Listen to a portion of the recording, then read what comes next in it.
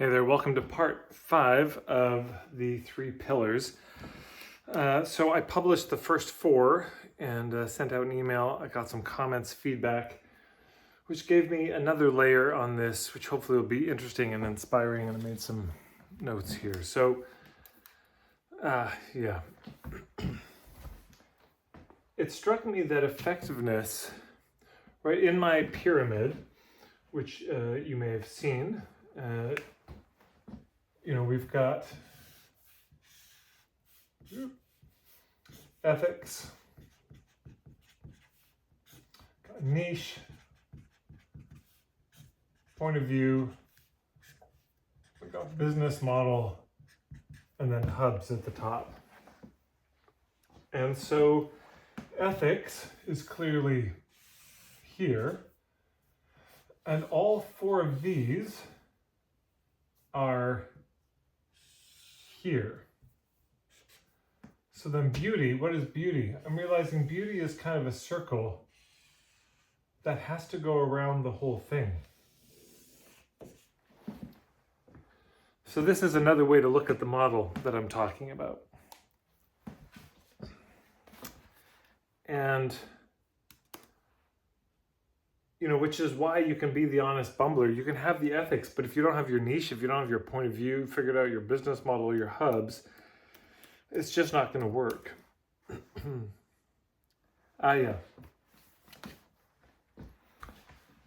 There's also a kind of a sequence to this in a way, or a layering you can imagine. Effectiveness matters most to us personally in the short term. If you want results in the short term, you focus on effectiveness. The next is ethics, because, if you're screwing people over, yes, you can do the niche point of view, business model, hubs, and in the short term, you can do all right. But in the long term, your reputation will catch up with you. So that's why we got to have ethics. But in the longest term and with the widest range, beauty is what matters. Beauty meaning that there's some soul involved. There's it's the best word I can think for it, which I'd written in one of the other sessions. So in the short term for you personally, effectiveness matters most. Ethics matters not just for you and your long-term reputation, but the reputation of your colleagues and other people who do what you do.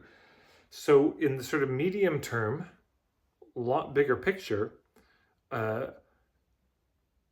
it matters most. But in the longest term, and I'm talking beyond our lifetimes, the way that we proceed with beauty, and again, as Martine Prechtel said, being beautiful on the way to the answer is the answer. This is something that feeds the world, that feeds the generations to come. So this is the biggest picture and the longest term. And the other thing to say with this is that we see these as separate, but if you look in how hair gets braided or sweetgrass gets braided, you get these 3 braids. Yeah, you've seen braids. And I think for traditional cultures, these 3 are all braided together. You make material things that work, and you make them beautiful. And of course, you go about it in a way that's, that phrase, in a good way, is also related here. So I think we tend to separate them and think we can separate them out. But if we are really thinking long-term, intergenerationally, 7th generation, you can't extract these things from each other. And I think this is where we've gotten into trouble with so much marketing in the modern world, is we've zoned in on this because it's what gets us personally the immediate results. And we've sectioned off these other 2 things, but that kind of a strand, when you braid things together, it's not just that it's 3 times stronger, it's many times stronger than an individual strand.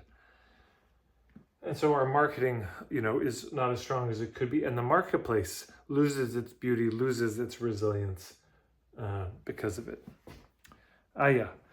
So now this is maybe a bit of a stretch. Somebody sent this to me though, and I just thought it was beautiful. It's 3 tools in rhetoric.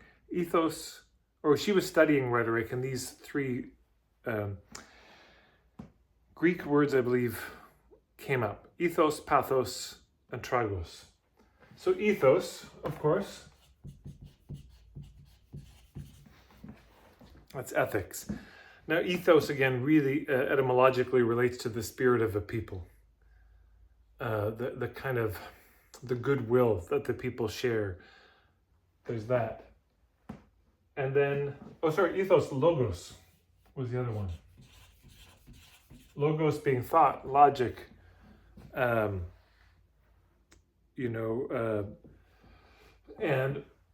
I know logos is more than that, but we could imagine this as sort of intellect, the ability to rationally think things through in a reasoned manner.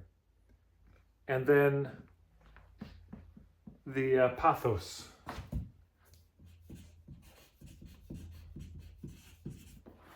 Was it what they would have put here?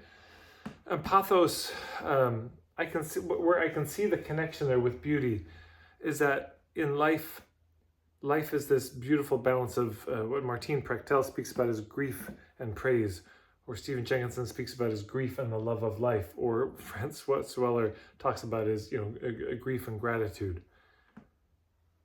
The grief is real. The sorrow of the limitations and hardships of life is real. And so is the joy. And it's all a part of the beauty of life. All of it. I mean, the blues. How many sad laments you hear that are just so beautiful. And they're sad. They're about sad things. And so there's this pathos, this deep grief in life. In Latin, there's the phrase lacrimae rerum, the tears of the world. Those are some of the jewels that you put on the earrings of the world, those tears. So ethos, logos, and pathos, that these are three things that we can weave together in our marketing to make our marketing work better and to restore the beauty of the marketplace while we do it. And if you just have any one of them, it doesn't work. And I think the last layer I want to put on is something from folklore. Now, this is in European folklore. I don't know in other places. But there's this understanding of this relationship between the sun and the moon. And these three things. And then there's a third thing, which is variously symbolized. But the sun,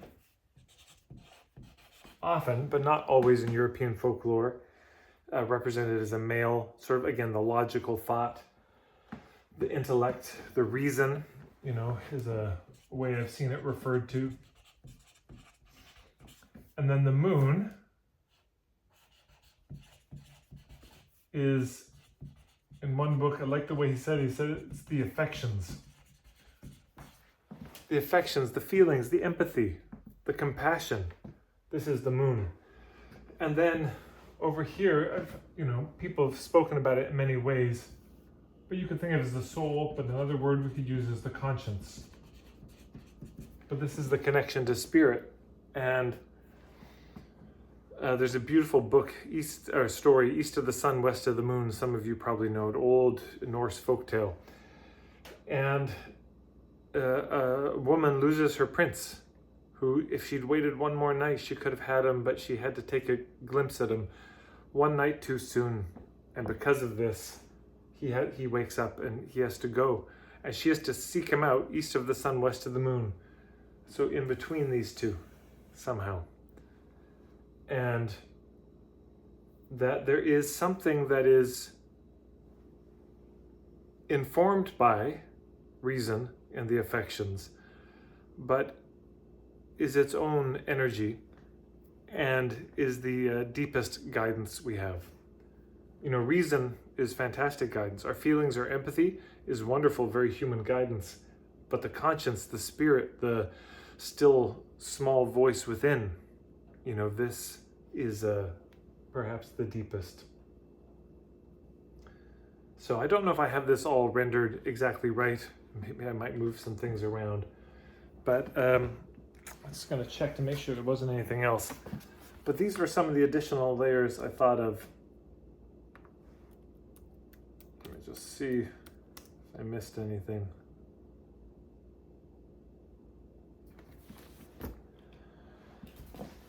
Right. Yeah, this could also be understood as sort of conscience, could be guidance, could be intuition.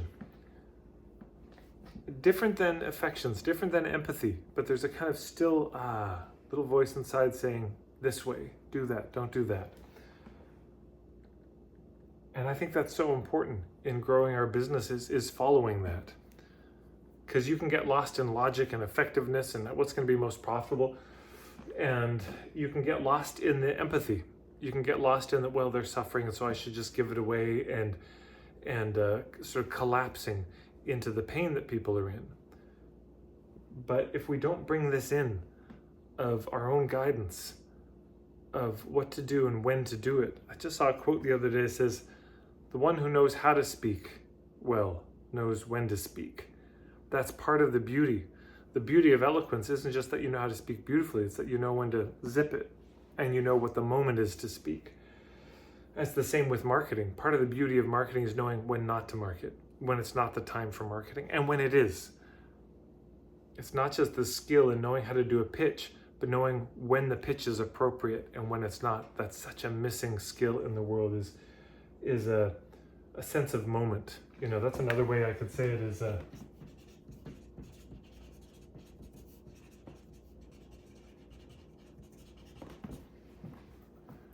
and when it's the moment, grab the moment. And when it's not the moment, don't push it. So many examples that are coming to me are not examples. It's not bad marketing, really. It was bad timing. The tactic they were using was effective. It was certainly, there's maybe some empathy in it, a human connection and understanding of the problems they were solving, and really bad timing.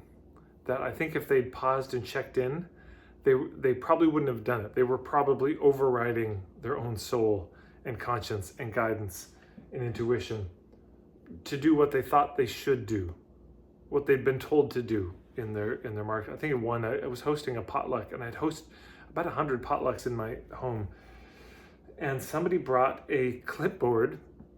We had an introduction circle. I'd always do an introduction circle. We must have had 20 or 30 people. And he had a clipboard to gather people's emails. It was like, and you get a free delicious dessert recipe, which I'll send you if you give me your email. And nobody had ever done that at my potlucks before or since. And there was no indication that this was a moment to do that. But I think this person just had gotten some bad coaching, had gotten some bad ideas in their head that you always have to be promoting, always be pushing. But that's not a beautiful way of being, you know. A much more beautiful way of being would have been for him to say, I've got this business doing nutrition coaching, and I'd love anyone's advice tonight. And coming up to me and saying, Tad, could I book some time with you? Or do you have a few moments now? Could I get some advice? And how do you think I could spread the word? And if there was a resonance, they might say, would you be willing to share the word? You know, something like this. And, or an even more beautiful thing, don't tell us about the recipe you're going to give us, bring it. Offer it as a gift to everybody there. And say, look, this is my shameless plug, is these brownies. I can teach you how to make these, I don't know, they're sugar-free, gluten-free, dairy-free, but they're still so good, aren't they? And I do this nutrition stuff, and if you're looking to change your diet, I'd love to help. That could have been beautiful. But we got to be able to trust our own instincts on these things, or our intuition more. You know, it could be that instinct is more this, I don't know. Anyways, we can parse words forever. But I would really particularly love to hear your thoughts on this video. How do these three pillars land for you? The ethics, effectiveness, beauty. How do you see this relate to your marketing? What have I missed? Is there any obvious holes in this? Where do you see yourself on this map? I had a few people comment, said I'm definitely the wide-eyed innocent. But yeah, I'm curious. Are you the shark? Are you the artistic hustler, the honest bumbler, the wide-eyed innocent, the seducer, the good bland business? Which have you been? And how's it going? What do you see as the next thing to weave in? Is it the ethics, or is it the effectiveness, or is it the beauty, or a bit of both? I'd really genuinely love to know, because this is a brand new model, still working it out. So your feedback makes a difference, and who knows, maybe it'll turn into video number 6 in this series. Thank you so much.